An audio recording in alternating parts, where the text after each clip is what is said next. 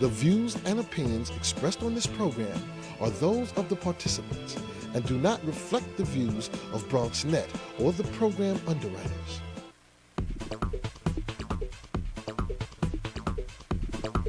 BronxNet. Your voice, your views, your vision. And hello, everyone. Welcome to another edition of Perspectives. I'm Darren Hyman. And coming up on today's edition of Perspectives, we talk politics, both national and international news. Our guest will give us the latest and his take. That's straight ahead on this edition of Perspectives with yours truly, Darren Hyman.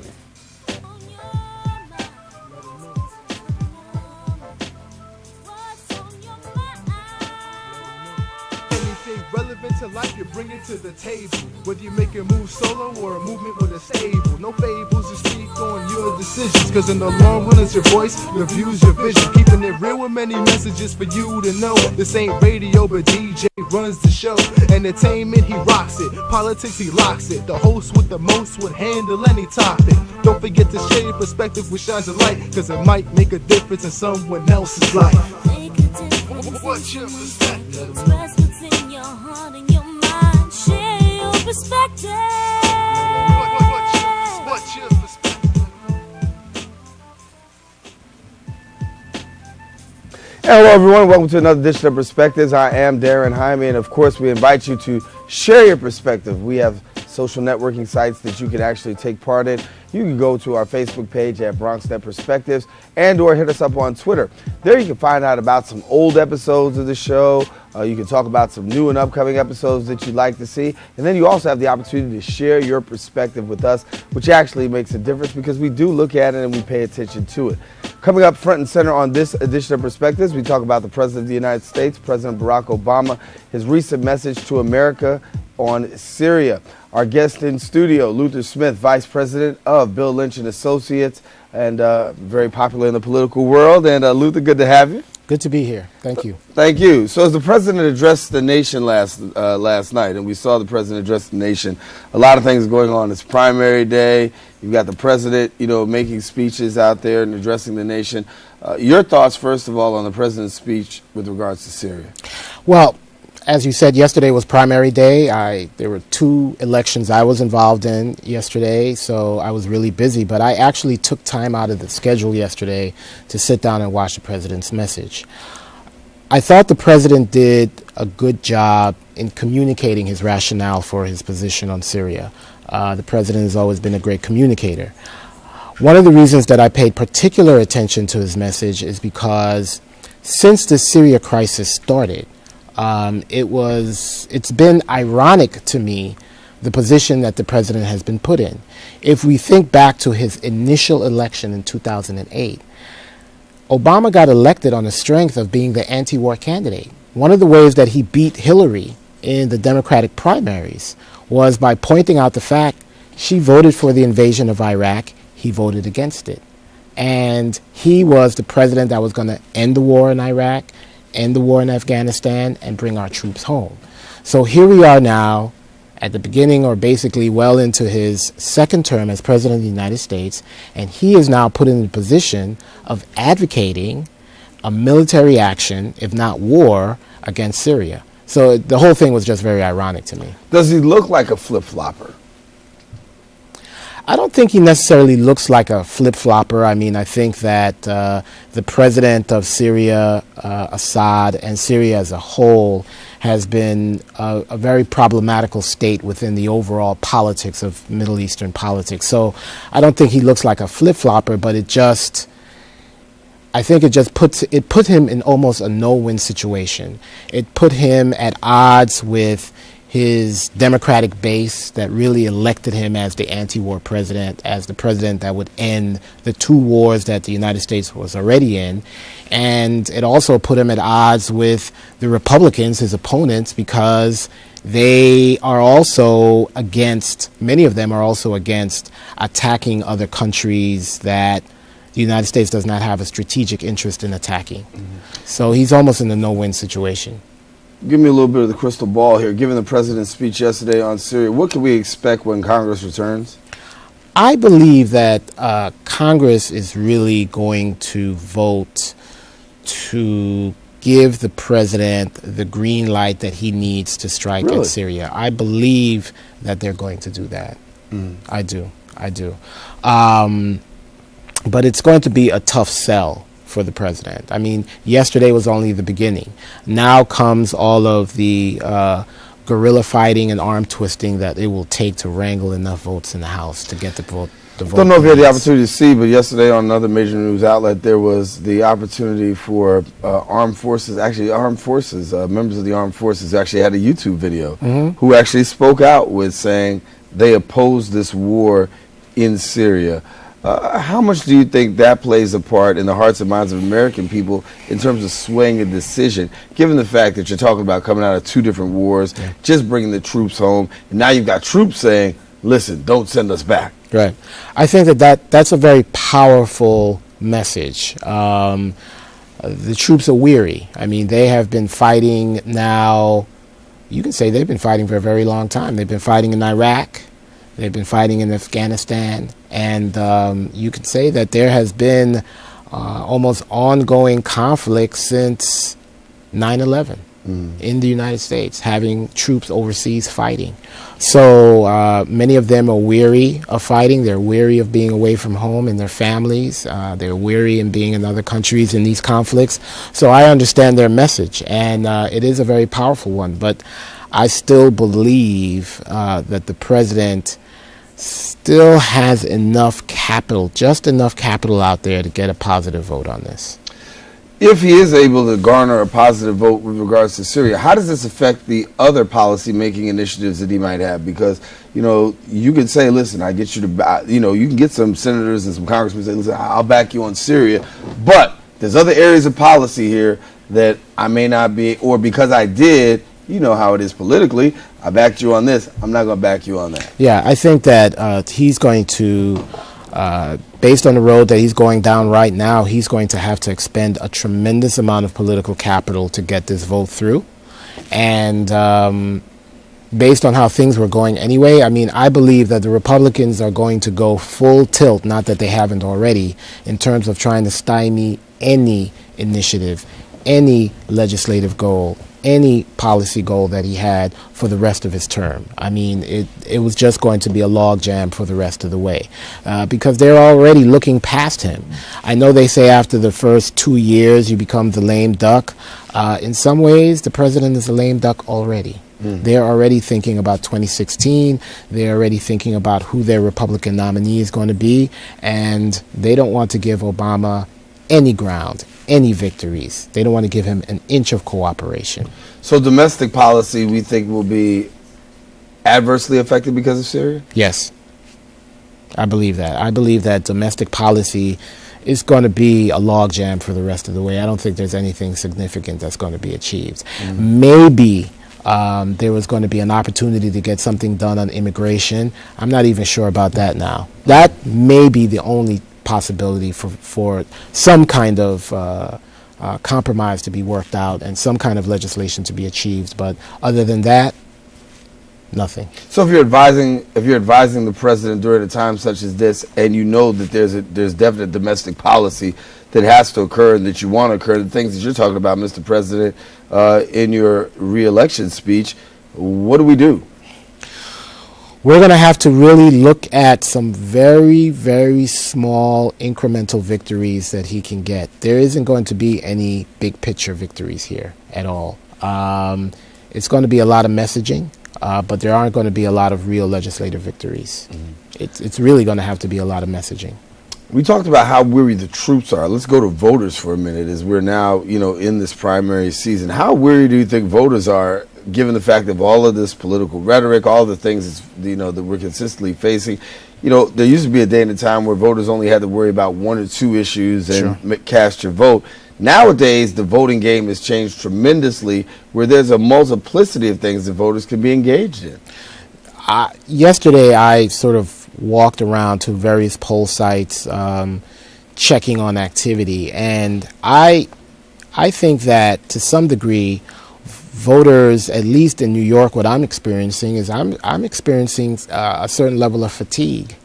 I actually saw more folks out there campaigning for their candidates than I actually saw voting.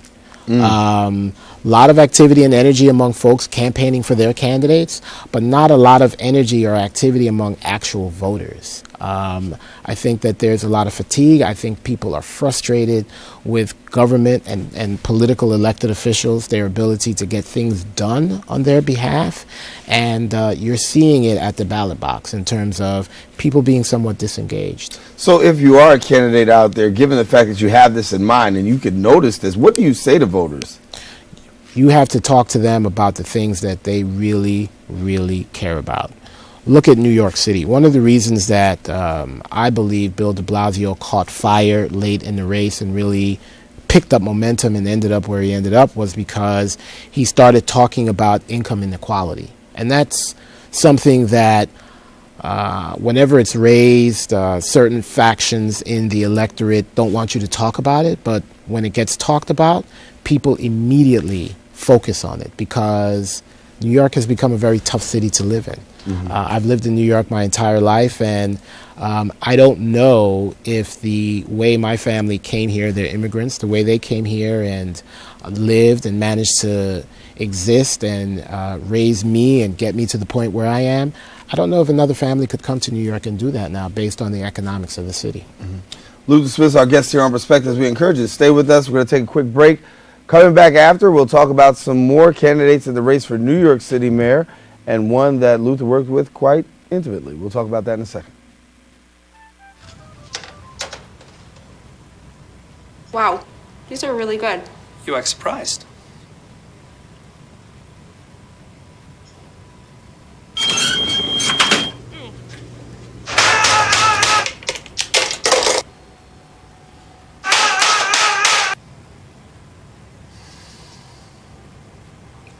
Practice makes perfect. You don't have to be perfect to be a perfect parent. There are thousands of teens in foster care who don't need perfection. They need you.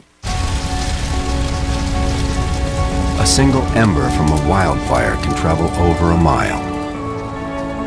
That ember can ignite and destroy your home or community. You can't control where that ember will land. Only what happens before it does. Visit fireadapted.org to learn how you can help protect your community from wildfires. I don't know what's happening. Start a new chat. What did I do? Okay, wow. That is so weird.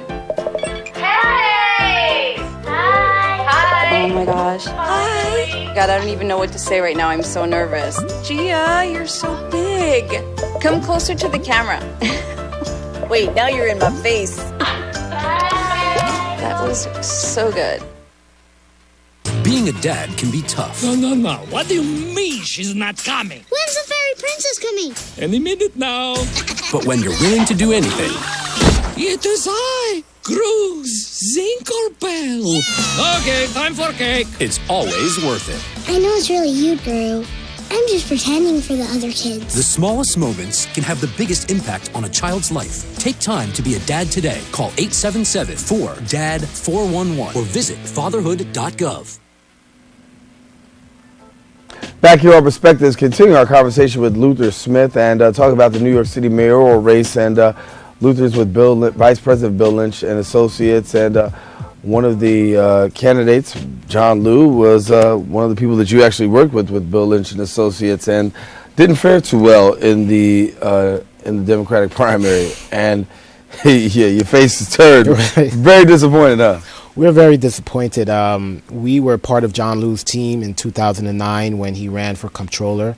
That was also a very tough race with two other very strong opponents. We ended up in a runoff in that race, and we prevailed. And from the minute John won that race, we thought that we had the makings of a historic candidate.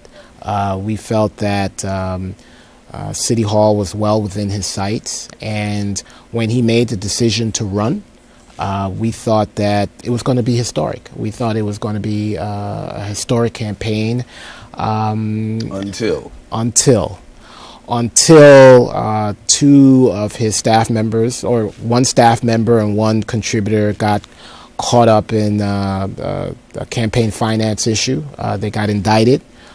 We did not believe that they would be convicted based on what we thought the facts to be.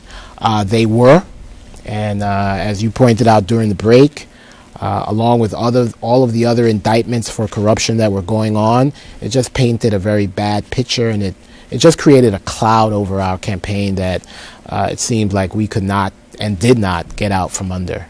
And also one of the things I think that really hurt you guys is the fact that you weren't able to get the match on the campaign finance funds. Yeah, that was crippling. $3 to $3.5 million that every single major campaign counts on, that comes right at the end, that helps you pay for all of your political communication, your campaign ads on television, your digital ads on the internet, and all of the mail that you have to send out to voters to get your message out. That was all denied to us because we did not get the match. So our ability to communicate was outside of free press coverage by good journalists like yourself. Other than that, we had no ability to communicate directly to voters. Where does John go from here? That's a good question. I have not spoken to him today. I think he needs to huddle up with his family, quite frankly, and other members of his inner circle and make that decision. Rough going there. When you look at John's lackluster performance, and then you look at somebody like a Christine Quinn, who people thought should have had an even greater performance, and still comes down, what do you think made the difference for her? Well, I think that was simply a matter of, a perfect storm lining up for someone like Bill de Blasio and victimizing her. I think a year ago today, she looked invincible. And one of the reasons that she looked invincible was she had aligned herself very closely with the Bloomberg administration. She had been a partner in government with Bloomberg. She had been cooperative on a lot of issues and policies that came along. And in terms of the historic drop in crime in New York City, she sort of draped herself with the commissioner of police at the time, Ray Kelly, totally not seeing that stop and frisk would explode as a citywide issue that created a great deal of passion in the electorate. And when that sort of blew up and the Supreme Court ruled the way that they did, she got caught on the wrong side of history there. How much does stop and frisk really play a part in this election? People thought it was going to be a determining factor. I per se think it did. It was huge, much bigger than any of us thought. Stop and frisk, if you think about it, not only was it hurtful to her as a candidate because of where she was positioned, it ended up being a boon to Bill de Blasio. Not so much because of where he initially positioned himself. Let's think about this. Let's think back to when this issue first sort of hit the radar. And I'm not saying this because I worked for him, but John Liu was really the first candidate to say that he was going to do away with the policy completely. The others, Christine, even Bill Thompson, Anthony Weiner, and Bill de Blasio, they all said that they would just sort of tinker around the edges, that it wasn't something you had to get rid of, it was something that needed to be reworked. Well, when it blew apart, Bill de Blasio was very smart in terms of having his son, right, who's an interracial child, who has a big afro, who when you see him, you immediately identify him as a child of color. He got up in front of the camera and said, my father is going to stop and frisk. And that was a game changer. That was a game changer. I tell people, and there's those who are in the media says, the afro in the ad really took de Blasio to another level. Right. Agree or disagree? I totally agree. Because, again, de Blasio was not in the place at the beginning on the issue of stop and frisk where he ended up last night. And if he had tried to change his position as he did himself, he wouldn't have had the credibility. But when he put that son out there with his afro, every person of color and even other people who are people of goodwill knew that if a child of color can say that about his father, that guy is real on that issue. Take a quick break. Be back more with Luther Smith when we return right after this. Barry, time is running out. According to my calculations, 1 in 5 kids in America struggles with hunger. How can so many children face hunger when there's more than enough food to feed them all? Babadoo. You're right, Barry. We can help solve hunger by teaming up with Feeding America to get food to hungry kids in communities across the country. Help Flint and the Feeding America network of food banks get food to the people who need it in your community. Find your local Feeding America food bank at feedingamerica.org/hunger. Together, we're Feeding America. This was me. And Mom and Dad. And my big brother Alex. And Jack. This was the day that I learned that sandals get their name from sand. And that the ocean is bigger than all of us. This was the day we all got to forget that I was sick. This was my wish. NFC, AFC, offensive linemen, defensive tackles, quarterbacks, and cornerbacks are all working with United Way for a million little reasons. The kids of our communities. To ensure their academic success all the way to graduation day. You see, it takes about 12 years to create a graduate, but it takes the same time to create a dropout. And the difference between a kid becoming one or the other could be a professional athlete, or it could be you. Studies showed the earlier we get to kids, the better their chances. So become a United Way volunteer reader, tutor, or mentor, and make a difference in the life of a child, for the life of that child. Give. Advocate. Volunteer. Live united. Join your favorite NFL players. Take the pledge. Go to unitedway.org.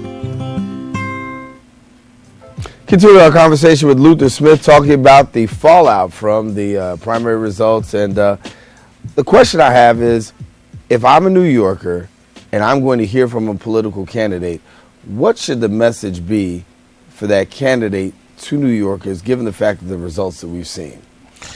You got to be able to say that you're going to make New York a livable city for everyone, not just for the very well-off who obviously can afford to live in New York City. I think that the clear message coming out of yesterday is that you have a wide swath of folks in New York who are just having a difficult time making it in the city. And if you're a candidate, you have to talk about making New York City once again a city of opportunity, making New York a place where people can come and live moderately but still pursue their dreams and their aspirations, and that the city will support that. And that means affordable housing. That means jobs that people can actually get. And that means an education system that actually educates children. I was talking to some people coming in on the ride today, said yesterday, or the vote, yesterday's vote, if you will, definitely gave the implication that New Yorkers are fed up and the status quo can no longer be the same. Yeah, I think that, again, you know, there has been a mass of folks out there who have felt that the New York that is, you know, internationally famous is good for those who can afford it, but it's not good for everyone. And what they're looking for is leadership in the city that speaks to everyone. And part of that was the mayor. I mean, look, there were a lot of people in exit polls yesterday who believe that, you know, the mayor has done basically a good job. But the same polls will show that a lot of people felt that the mayor did not connect with them, that the mayor did not understand their particular plight as an individual New Yorker struggling, trying to make it. Like, he did a good job managing the city overall, but he didn't necessarily understand the struggle of average New Yorkers to try to make it in this city. Mm-hmm. And that's a disconnect. With the possibility of Bill Thompson facing a runoff, do you think he has what it takes to defeat de Blasio? That's a very good question. I was looking at the numbers in the paper today, and one of the things that struck me is that while everybody's focused on the fact that, you know, de Blasio may not have gotten to the 40% and there may be a runoff, he was still a good 14 plus points in front of Bill. So the question that I have is, can Bill make up that gap? Even if there is a runoff, can he make up that gap in 3 weeks? And I did some checking of history this morning, and in all of the runoffs that New York has had, and there haven't been that many, the runoffs have never changed the actual result on primary night. So you've never had a runoff where the person that came in second in a runoff ended up winning. The person who came in first on primary night in a runoff always ended up winning. Anyway, so he'd literally be a game breaker on this one. Right. He would be a game breaker. He has to go out there and, like I said earlier, he really has to go out there first and go after his other opponents who did not prevail, Quinn, Lou, Weiner, and see if he can get them to come on board his team and bring their constituencies with them to make up that distance with de Blasio.